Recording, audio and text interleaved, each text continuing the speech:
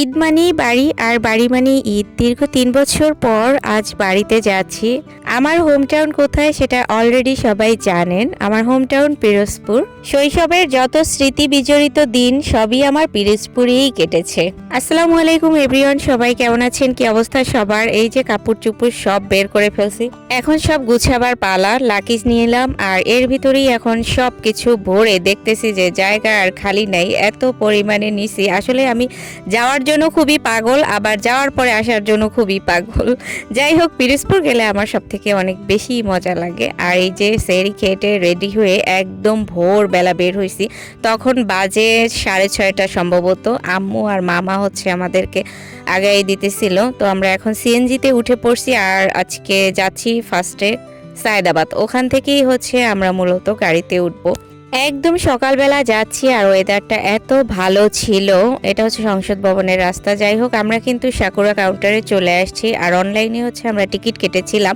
But এখানে আমরা একে তো অনেক তাড়াতাড়ি চলে আসছি, তার উপরে গাজীপুর থেকে এই বাস আসবে। তো এই বাসের জন্য আমরা প্রায় 3 ঘন্টা এক জায়গায় বসে রয়েছি। আমার সব থেকে লাইফে জার্নি পথে এত টাইম বসা লাগছে। যাই হোক, অবশেষে আমাদের বাস আসে অ্যান্ড বাসটা ছেড়েও দেয়। বাসের জানালা খুলে দিয়ে সৌন্দর্য দেখতে দেখতে যাচ্ছি আমরা।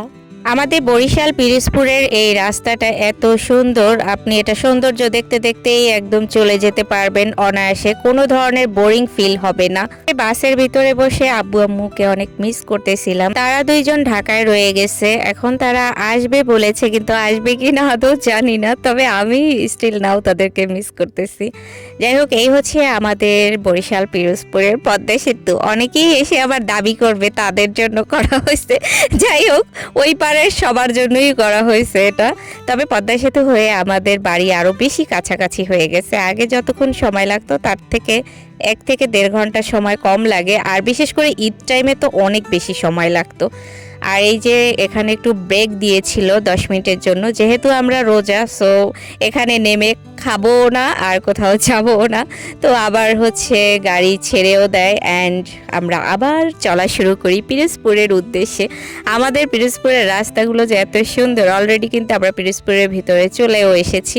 আর এই তো স্ট্যান্ডে নেমে দেন হচ্ছে কিছু মিষ্টি কিনি আর হচ্ছে কিছু খাবার কিনি অ্যান্ড রিক্সা নিয়ে বাসার উদ্দেশ্যে চলে যাচ্ছি। চিরচেনা সেই আমার হোম টাউন, অনেক মিস করেছি। আমি আসলামই প্রায় দীর্ঘ 1 বছর পরে। আই হোপ আমার কাছে একটু কেমন যেন লাগতেছিল। এটা হচ্ছে পিরোজপুর সরকারি মহিলা কলেজ, এখানে আমি পড়াশোনা করতাম আগে। ইন্টার পাস করেছি আমি এখান থেকে। তো জায়গাটা দেখে একটু পিছনের কথা মনে পড়লো। এই তো বাসায় চলে আসছি অলরেডি, আর এর মধ্যেই হচ্ছে আজান দিয়ে দেয় অ্যান্ড ইফতারি করতে বসে যাই। তো এই ছিল আজকের মতন ব্লগটি কেমন লেগেছে অবশ্যই জানাবেন। নেক্সট ব্লগে আবার দেখা হয়ে যাবে অ্যান্ড আল্লাহ হাফেজ।